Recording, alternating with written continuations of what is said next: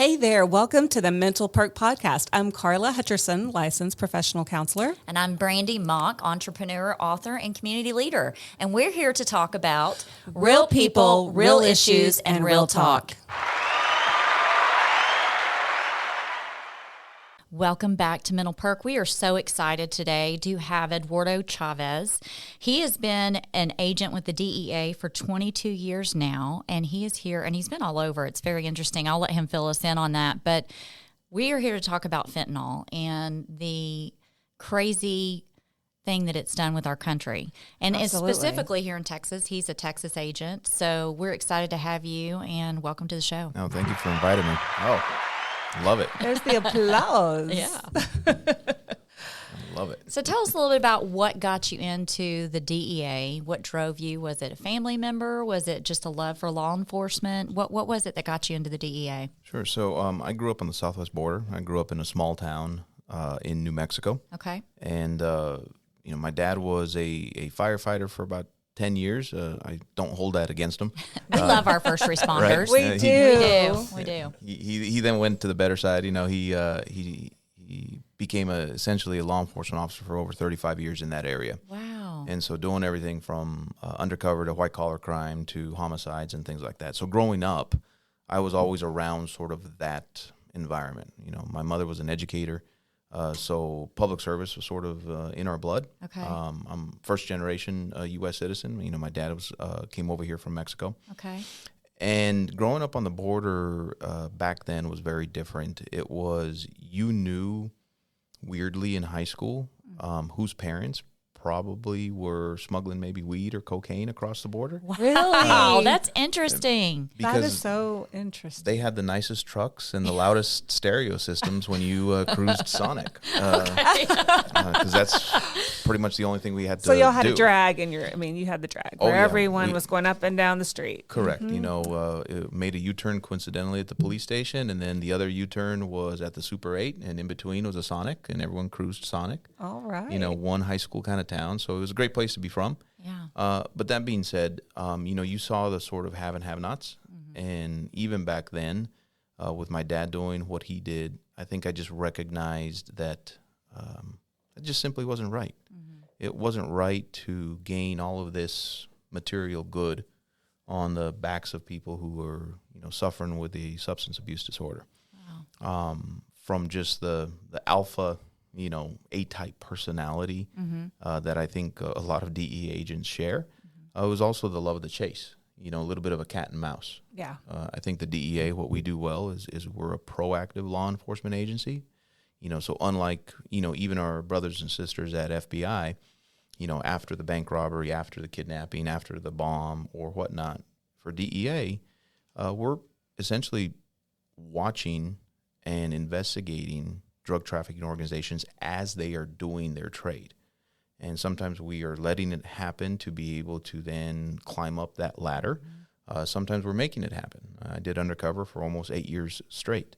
And so in that particular sense, you sort of get into their world. And it was very much a calling for all of us. Well, I know it's a calling, but I'm sitting here thinking about you being undercover. Before we get into the fentanyl, I'm so intrigued with this. Undercover, were you ever at the point to where you're just, the fear of being Caught? Yeah. I'm like, Sure. What's the word for caught? It's like, Right. were you, Yeah, again, I think it just goes back to that that excitement, right? Yeah. Because here's the thing. You were dealing with individuals and organizations that do not play by the rules. Right. Legal, moral, ethical, or otherwise.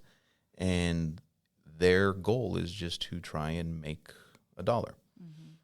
For us, it's pretending to be that exact person, but still having legal, moral, ethical boundaries in how to operate.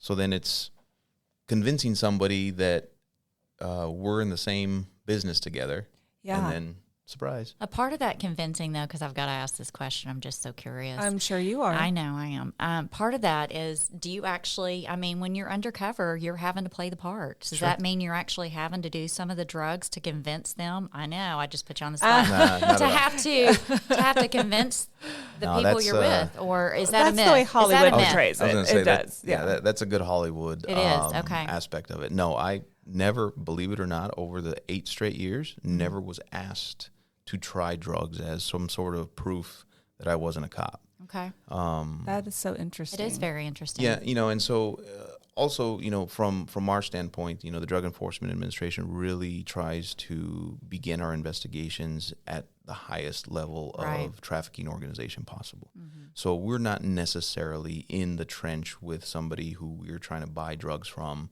who is also perhaps a user themselves and, maybe not in the best mental state because of that drug use, but still trying to make a dollar. A lot of the people we're dealing with are businessmen and women.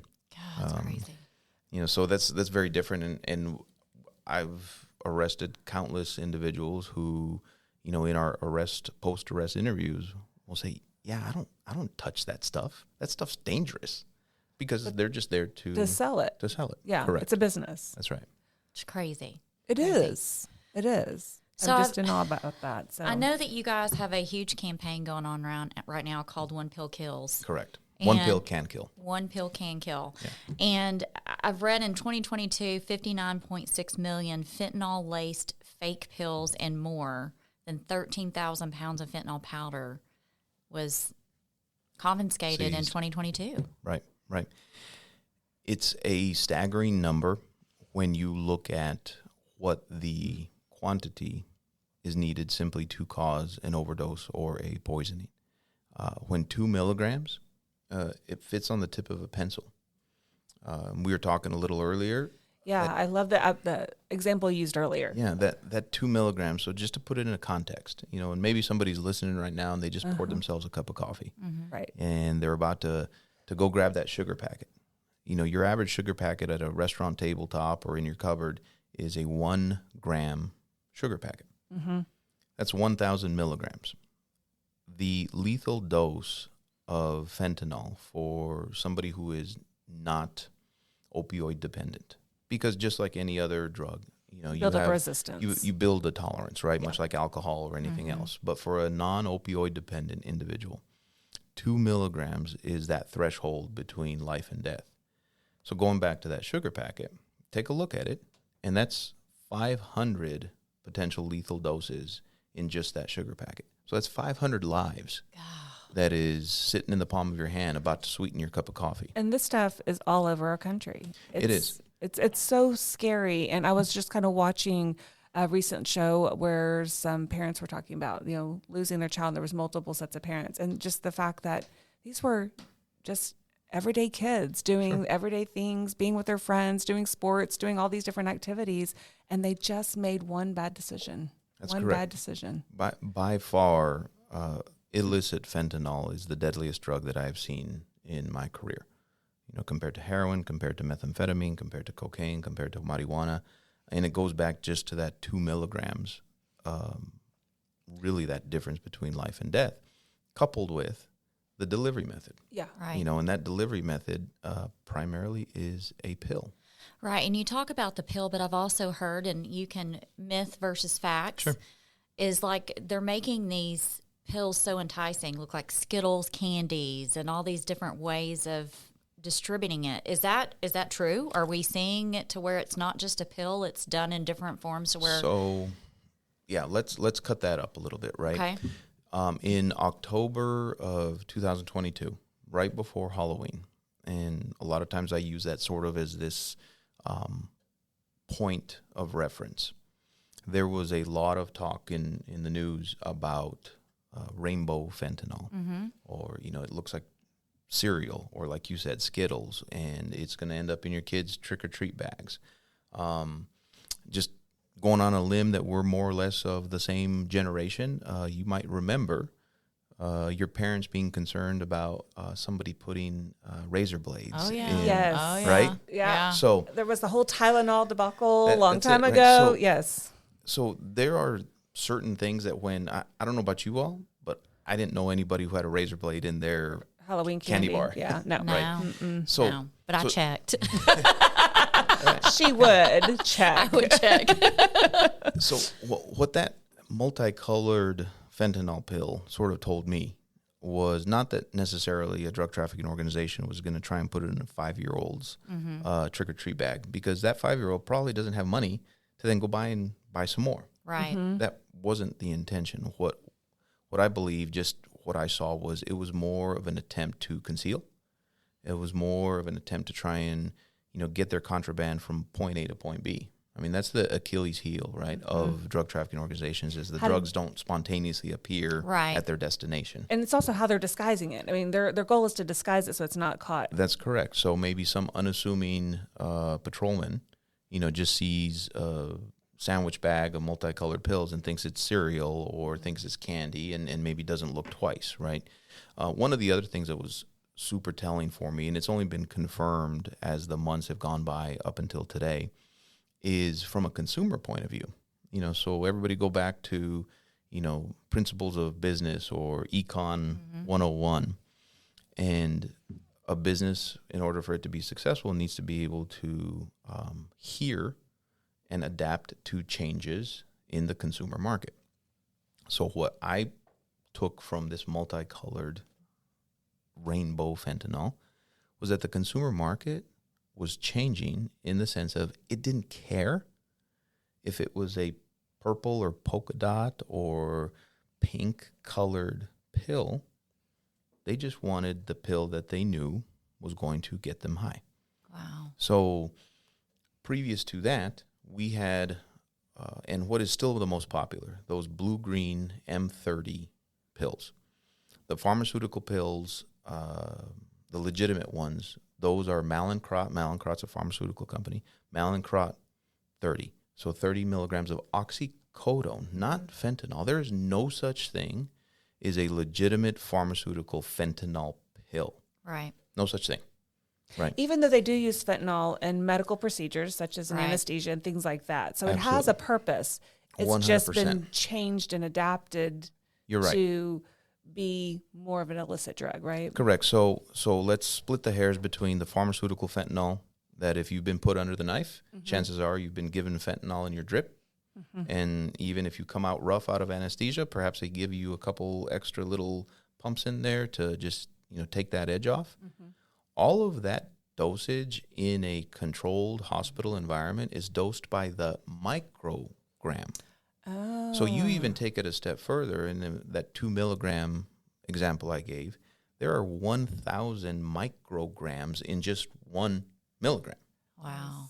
Right? So do the math. Yeah. And if you have your anesthesiologist dosing it by the microgram to put you to sleep, you can then understand how the 2 milligrams just completely puts you over. I mean, just putting it in those words, I know what it feels like going out, and I know what it feels like coming back in. I'm like, it's not a good feeling. It's not a good feeling. It's not. So what had happened then was illicit drug trafficking organizations recognized, frankly, society's increasing appetite for painkillers, in particular opioid painkillers. So your oxycodone, your OxyContin, your Vicodin, your Percocet, those types of things. They have since dovetailed into some of the non-opioid but equally as abusive Xanax and Adderall. So between those seem to be the most popular. Drug trafficking organizations essentially just took that and said, let us make it more familiar to a potential customer. We had already been used to seeing all of these pills.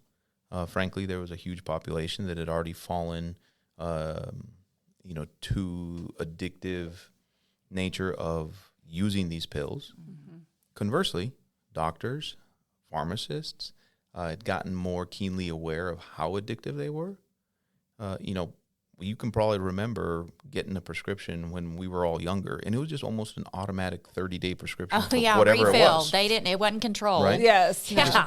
There was no concept, right? Yeah. Everything was 30 days. You know, Right. just the natural, Right. here's your 30-day script. And you could transfer them anywhere without Right. approval. Right. It didn't have to be the doctor calling directly into the pharmacy. So, you could transfer you know, unfortunately, you know, through perhaps trial by error in a lot of education and things like that, you know, now, you know, go to your urgent care or your emergency room and say, you know, you cricked your neck sleeping and you'd like a couple pain pills. You know, Yeah. they're going to look at you cross-eyed, maybe give you half Yeah. and say, go see your primary care physician Yeah, on Monday, yeah, right? yeah. You know, so we've learned. Well, what that has caused is that caused a tremendous shortage of these pills that were getting diverted, legitimate pharmaceutical pain pills, you know, where you'd get your 30 days, but you'd only take a handful and you'd sell the rest.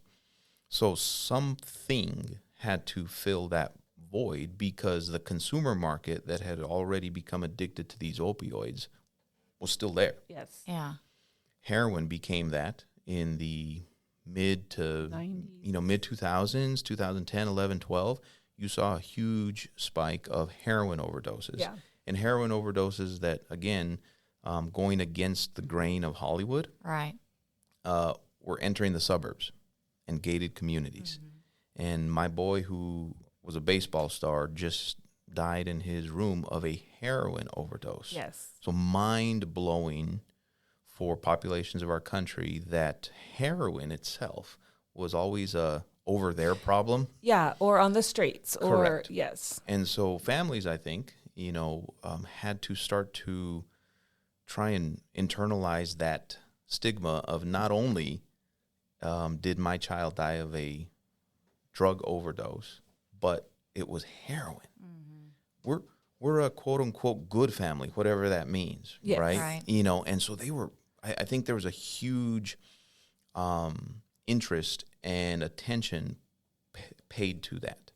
And I think we don't always consider that, you know, drug addiction does not discriminate. You know, it's Right. going to be That's anywhere exactly right. along on all walks of life, right? That's And exactly so right. people like to push it away that it's a problem for the homeless or people on the street. Over there, right? Yes. Wherever over there is, you know, Yes. it's just over there. But Correct. it's not. I mean, what we're seeing is what you're talking about, these suburbs. And we're seeing these drugs running rampant in the high schools. We're seeing it Correct. running rampant on the college campuses and anywhere else. And so it doesn't discriminate. So you fast forward into the last, I'd say 4 or 5 years, and in North Texas, the last 2 to 3 years in particular, is you saw that ability for drug traffickers to try and essentially be just like any other company, more efficient with how they deliver a product to be able to gain more profit.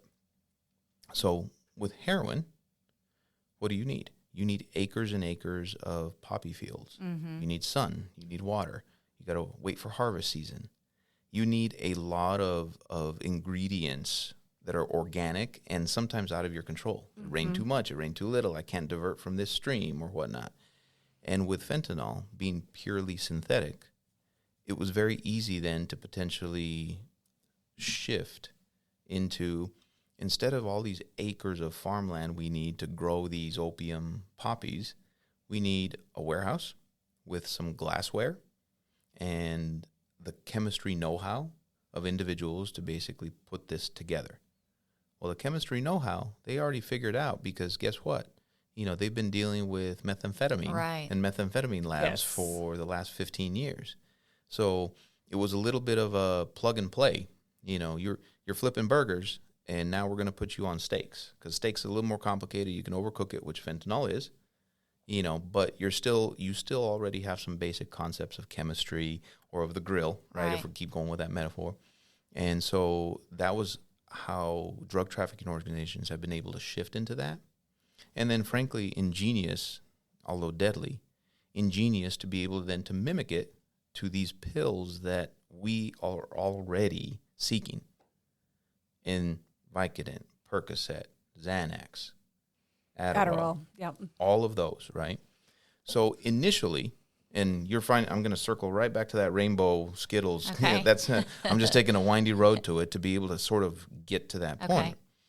So ultimately what ended up happening was a lot of pills began to flood the market that looked identical to their pharmaceutical distant cousins. Right. because none of these pills have ever been, we have no evidence that there is a legitimate M30 milligram oxycodone pill or a legitimate Xanax or a legitimate Adderall pill that has been laced with fentanyl. You'll hear that word. Oh, these were prescription drugs laced with fentanyl. Yeah, I have heard that in several stories. And what you're saying is there's no evidence to support that. In my head, laced means you have an original true substance and you kind of sprinkle it with something else, right? Like in my mind, that's laced. Right. We have no evidence that legitimate pharmaceutical drugs have been laced with this illicit drug. Our closed system of distribution is secure. Okay. And back to earlier, we were kind of talking about pills and the fact that we have this confidence that you fill a prescription in Dallas, Texas, but then you need a refill on vacation while you're in Hawaii. There's just this natural confidence that you're going to get the same pill. That's because of that closed system of distribution where it's secure. Yes. So drug traffickers used fentanyl to be able to start mimicking these drugs. That is where we did see a lot of high-profile deaths, athletes, movie stars, musicians, in addition to obviously the numbers started creeping up higher and higher in our own neighborhoods. Mm-hmm. And how many parents and families of loved ones did I speak to where they said, my child thought, or my loved one thought, they were taking a Percocet, mm-hmm. or they were taking an Adderall. And lo and behold, it turned out to be fentanyl. Correct. I believe that. The rest of the sentence is, well, why was your child getting a pill from the street that wasn't prescribed to him to begin with? Right. That's sort of a whole nother rabbit hole that is important to go down, because that's an important part of the story and an important part of the lesson of you should never take anything that is not prescribed through a pharmacy. Through a legitimate doctor, with a legitimate pharmacy, with a pill bottle with your name and the dosage instructions. So if you just put that to the side and say, okay, well, they're already down a risky path, mm-hmm. acquiring what they thought was a Xanax or an Adderall or an OxyContin or a Percocet, and it turned out to be fentanyl. 100% I agree. They were poisoned because they were not expecting to get what they got.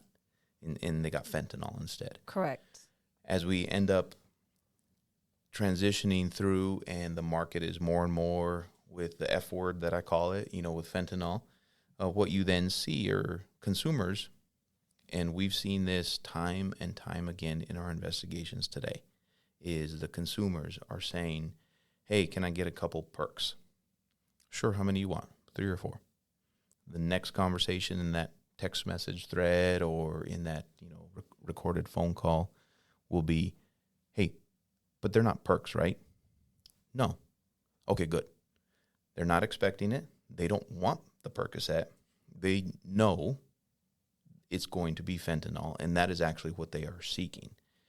And so going back to that rainbow fentanyl, that's where we saw a shift in that consumer market. The consumer didn't care anymore. They knew it was fentanyl. So when they got that pink-colored pill, coincidentally still stamped M30, nobody in their right mind is going to get a pink pill, look at it, see it stamped M30, and think, oh, that's a legitimate, 30-milligram oxycodone pill. Right. So people didn't care anymore. And unfortunately, we have seen, and we have spoke to many people in our investigations that are saying, no, you know what, I'm looking for fentanyl. That's what I'm asking for. That's what I want to make sure it is. And despite the fact of it looks like a Xanax bar or it looks like an Adderall pill, that's irrelevant to me.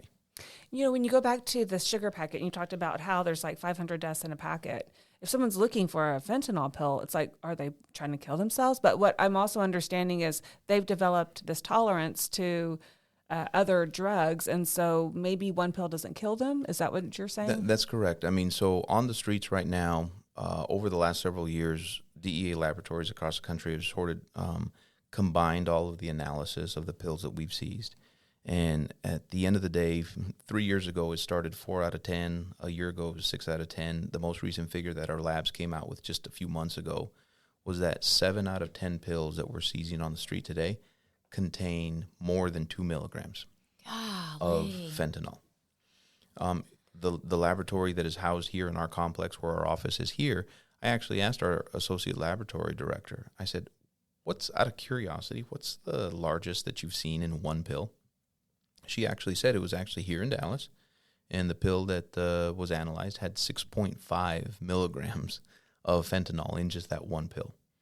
So, dependence or not, 6.5 milligrams of fentanyl is going to kill you. Yeah.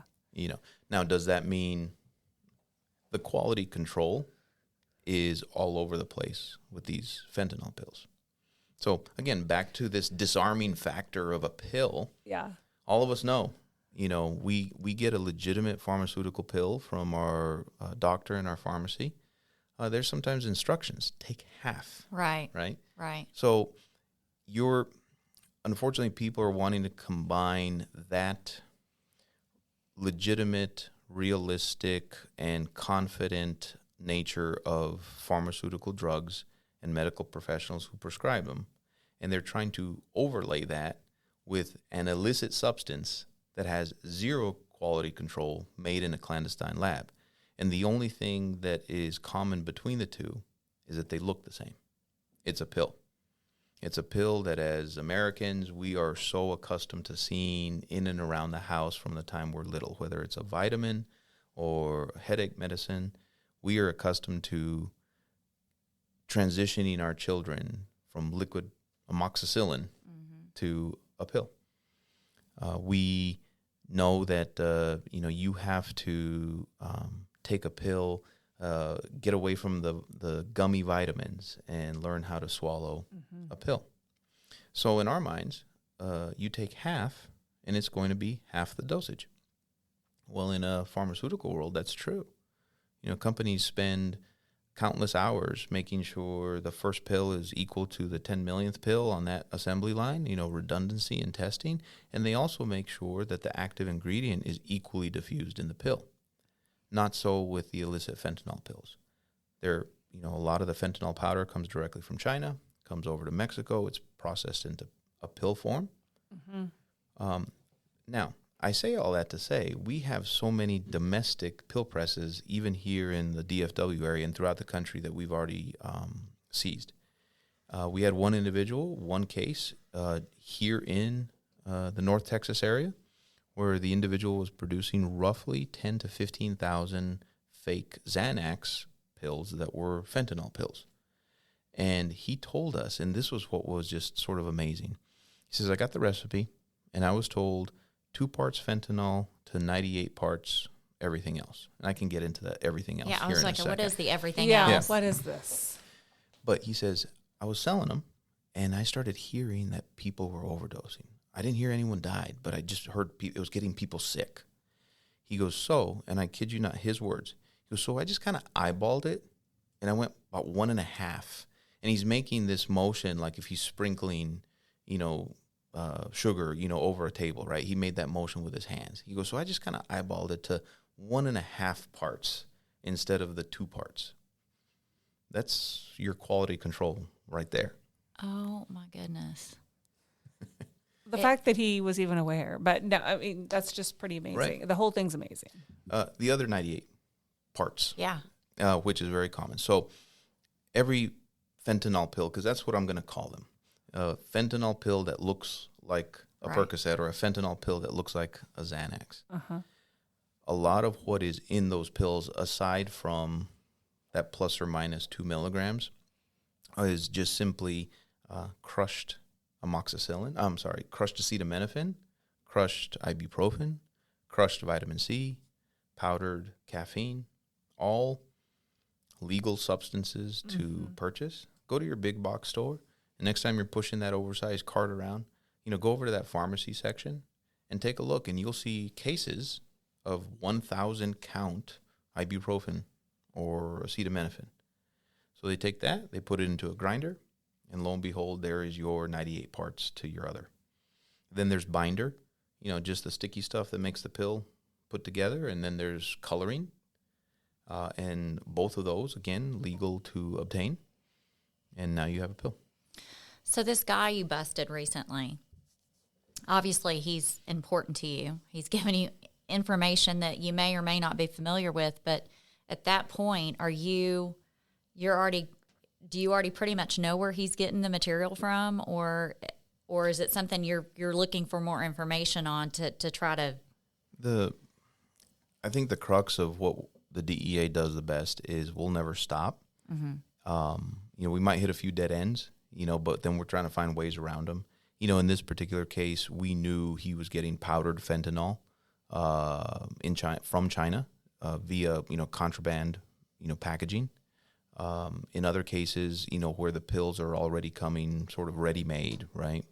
The majority of the finished pills, the fentanyl pills, take your pick of what they might look like, but the fentanyl pills, the majority of them that we see here in this DFW area have crossed over from Mexico, primarily in California and in Arizona, and then using just the interstate system, to be able to get themselves from that area, further east. The majority of the pills that do cross also cross in commercial motor vehicles at ports of entry. When you can have a tractor trailer with a false bottom, with potentially a couple million pills hidden, that is going to be your most efficient way to get your product from point A to point B.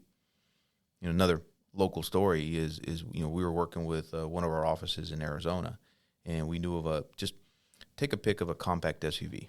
I don't want to give any advertising but I drive one. Right? Yeah. Just, take a pick of a compact SUV, put it in your mind.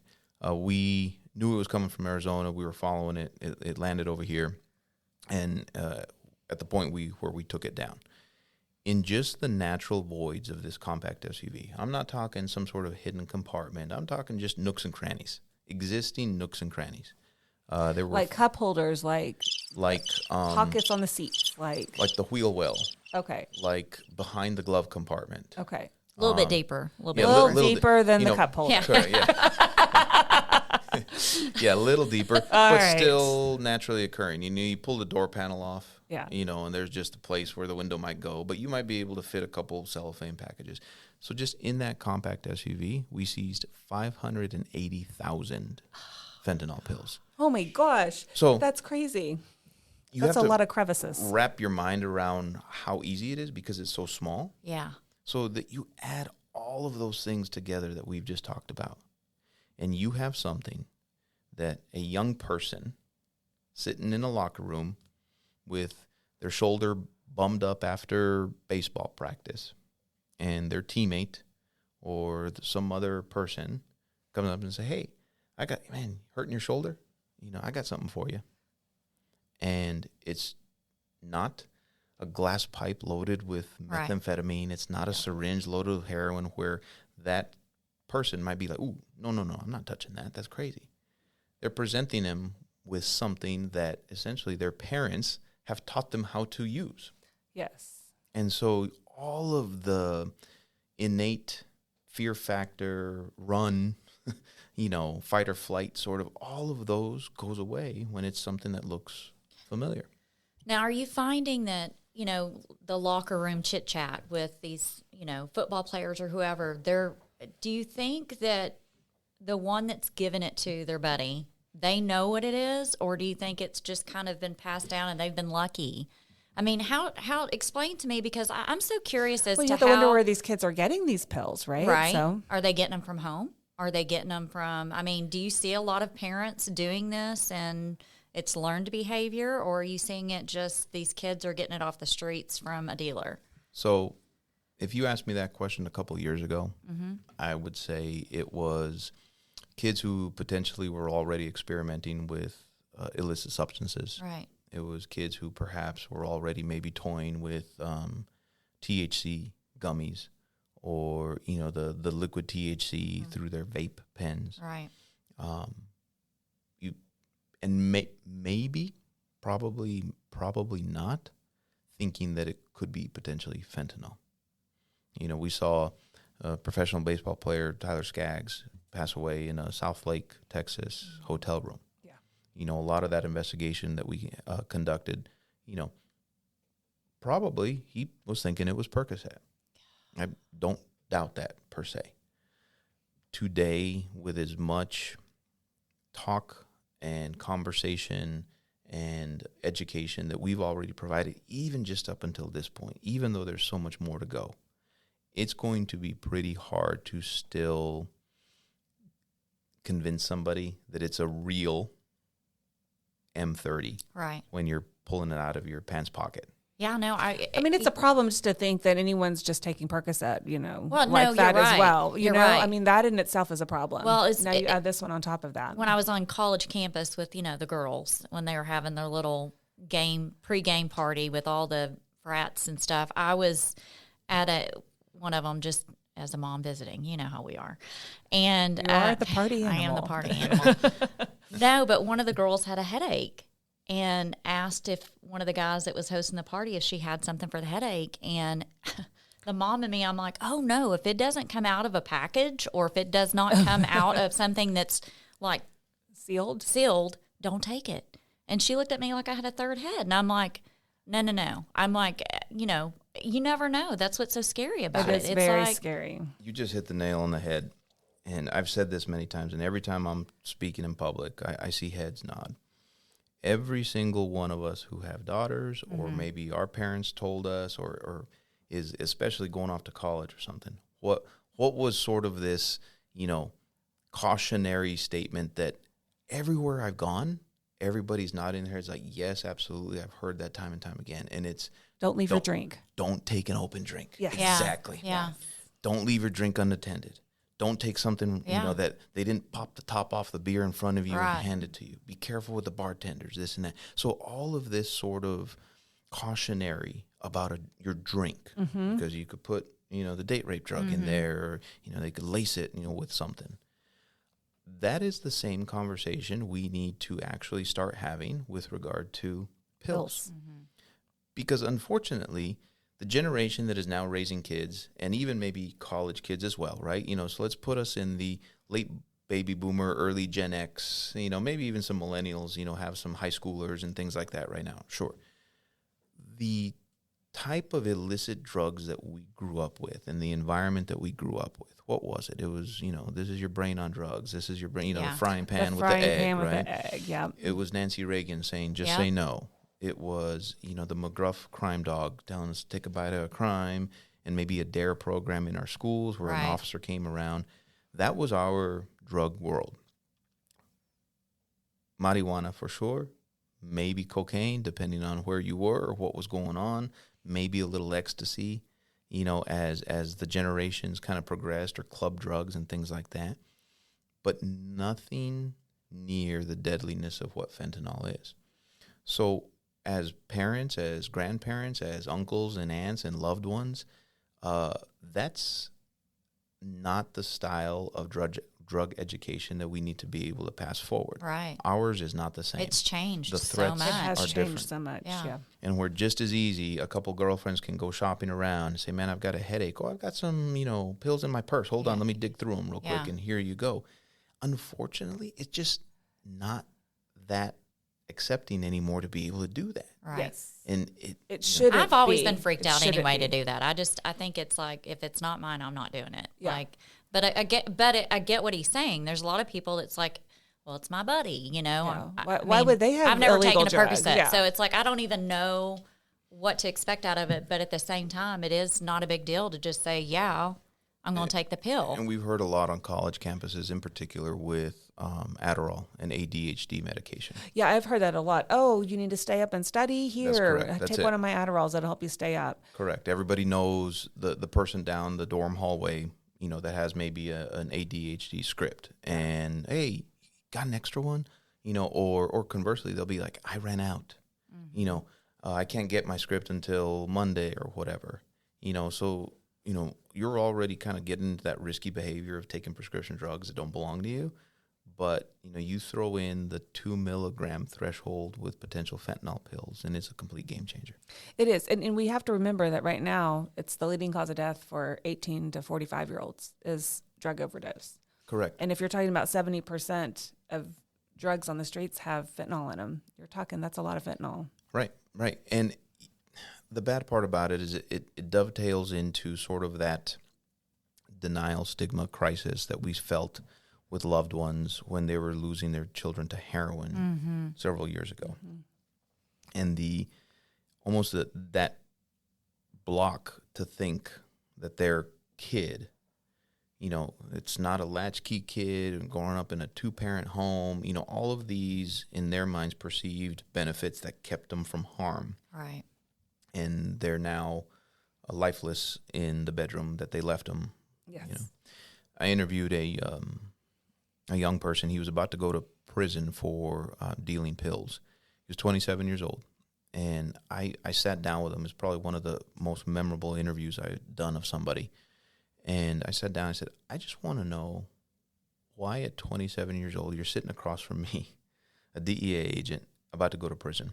Like, where did this start? Mm-hmm. And, the sort of synopsis of his conversation was, my older brother and sister went to Ivy League schools. I was the young one.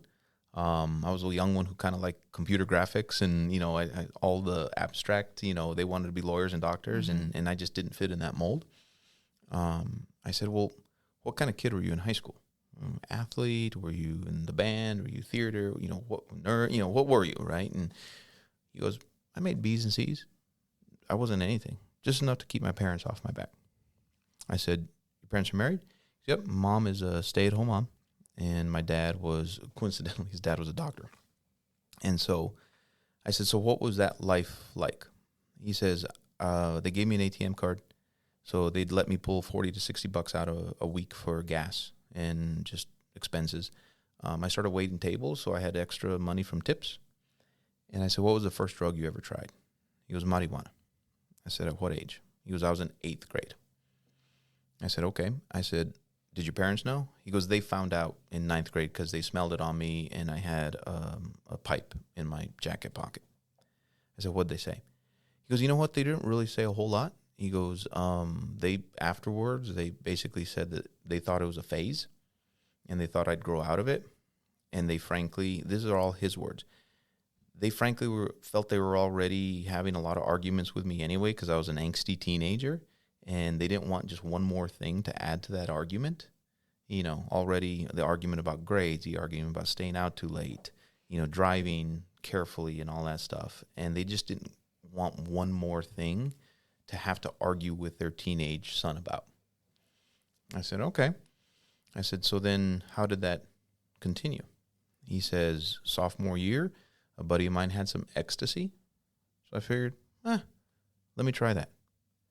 He goes, my parents were so concerned with me getting a DUI that was going to be what ruined my life. That was the deal breaker. That was the deal breaker. They didn't want that on my record. You're not going to get into college. You'll never get a job. Because in their minds, the DUI was that, right. You've just screwed it up. Right.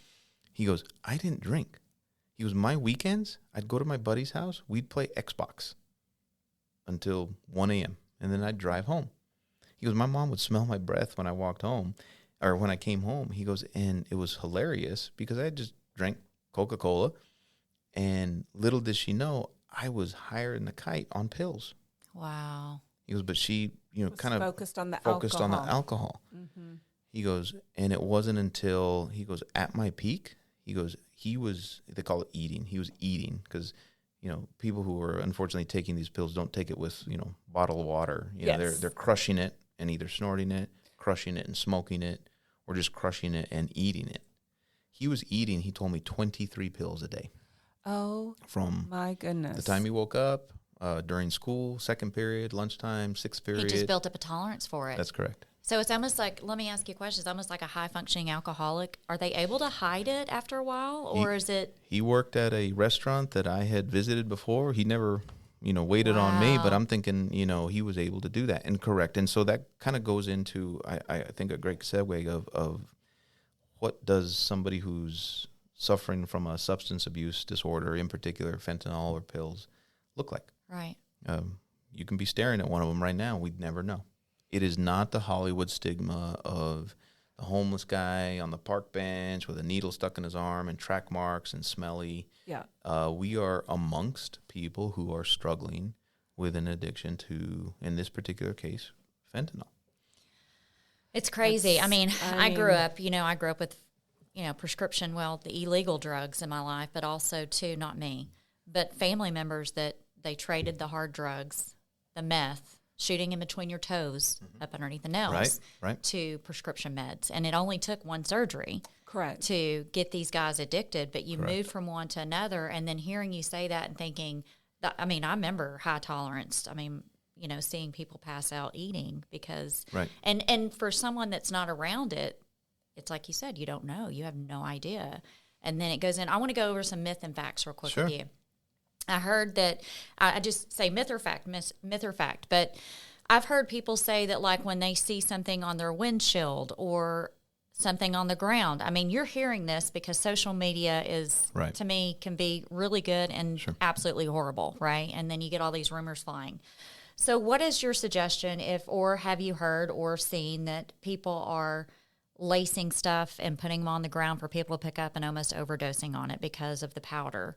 Is that a myth or a fact? Myth. Okay. Go back to the concept of why drug trafficking organizations are trying to traffic Yeah, they don't want to drugs. kill people. Right. And it does no good to give people something for free. Right. You know, about the only time they're going to be able to do that is if they want to give you a sample. Right.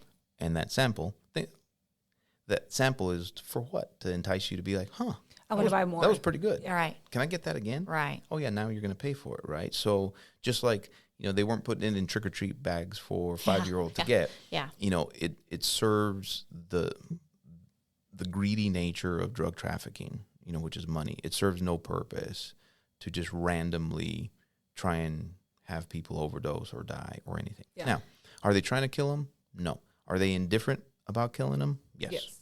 So there's a sort of, I mean, we're splitting words here, Right. but I think they're important words. You know, I remember arresting several of them who were actually had a degree of guilt that they were arrested in the morning because they knew they had, and this is the words that they used, patients who were going to be waiting for them to deliver them the drugs that weren't going to get it. Wow. So they would use words like patients and my clients, customers, you know. And so it was all about that transaction, though, not just kind of giving it willy-nilly for free or leaving it on somebody's car door. You know, that's almost akin to when chain emails were a thing, you know, and, you know, be careful putting your finger into a payphone because there could be a needle that was HIV positive. I remember getting those when I was like in college. Yeah, you no know, one it knows was what like that is those anymore, though. scare Just that. tactics. Yeah, I What's a know. payphone? Yeah, nobody knows what a payphone is. Did I just age myself? I know dial-up, phone booth. the bag phone, you know. I know all these. Okay, so I know we're getting close to having to close out, but how do you as an agent process, you've got children, I'm assuming. I do. How do you process doing what you do every day? What is your mental, and Carla, I know you can chime in as the expert here. How are you processing everything that you're seeing on a day-to-day basis when you get home? How do you compartmentalize? There you go. That's the main thing, is how do you leave work at work and not take it home? I don't. And that's a horrible thing. Yeah. It's hard, right? It's a very blurry line. And, you know, my family will tell me it's one of those things that I, myself, in law enforcement, thank God we're talking about it. We're trying to talk about it more and more, is the mental health of law enforcement, first responders. You know, and I think that's one of the biggest things that, thank God, the stigma of going to see and talk to somebody or just being able to share vulnerabilities or to be able to go back to your family and say, today was a really crappy day. Right. Yeah. A lot of times we've sort of internalized that or almost just commiserated with each other because we're the only ones, quote unquote, who understand. And that's obviously not a healthy thing. You know, definitely. So we're getting better. We're not there yet. But And at we least do we're talking believe, about it. and we know that there's not enough mental health training for first responders and for agents and for law enforcement. And we are in the process of, we have programs for that. And so we are really working hard because we feel great. so much that law enforcement, you guys do so much for this country, and not everybody even understands what you're doing to be preventative, to be proactive, to keep people alive, and the sacrifices that you guys make every single day. And so I hope that by listening to this episode, people start to understand and appreciate what you guys are doing, because it's just amazing what you do. I appreciate that. You know, I think fentanyl for us more and more have brought us so close to those struggling with a loss of life due to a drug poisoning or drug overdose. So weirdly, that's also affected us, than just seeing the tragedy during a search warrant or something like that. Yes. So we appreciate that. Well, we thank you so much for being a guest on our show. Hopefully we'll be able to get you back again. We would love to. Yes, so, absolutely. Yeah. You gave us so much great information, and we wish you all the best and your family. And we'll make sure we post some links too on our podcast that give you information for parents and others to be able to get their hands on to get educated more on the fentanyl. Yes, and don't ever take anything that's not in a closed package or that is prescribed to you. It is so important that you make sure that you're being proactive. You have a lot of great information on DEA.gov. Thank you. That has a bunch of links to be able to get there. Awesome. Thank you so much. Yeah, thank you. Thank you. If you or anyone you know is struggling with mental health issues, please reach out to talk to someone you trust. Get connected to a mental health professional who can help you find ways to cope and ultimately feel better. If you are having suicidal or self-harm thoughts or thoughts of hurting another person, please go to the nearest ER, call 911, or contact the National Suicide Hotline at 988. Thank you for tuning in to Mental Perk. We hope our talk today highlighted real people working through real issues based on mental health. Our goal at Mental Perk is to make sure every one of you knows you're worthy. We're in this together.